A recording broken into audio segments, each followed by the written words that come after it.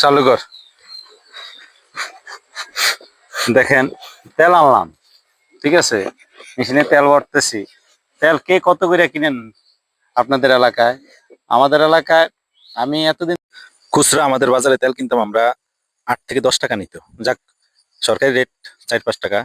কিন্তু এখন এমন এক সিন্ডিকেট, সরকার কিন্তু তেলের দাম বাড়ায় না, কিন্তু কিছু কিছু অসাধু ব্যবসায়ী তেলের রেটটা এমন করছে।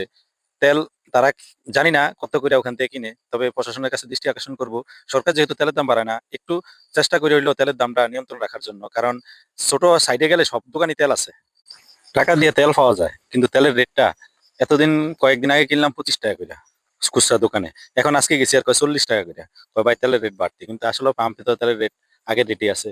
তা আসলে এই সমস্ত দোকানে, প্রত্যেক দোকানে টাকা হইলে তেল পাওয়া যায়, কিন্তু সরকারের কাছে আকর্ষণ করে মানে ভিডিওটা সবাই সরিয়ে দিয়েন বা শেয়ার করেন, যাতে আমাদের উপজেলা অফিসাররা এই ভিডিওটা দেখতে পায়।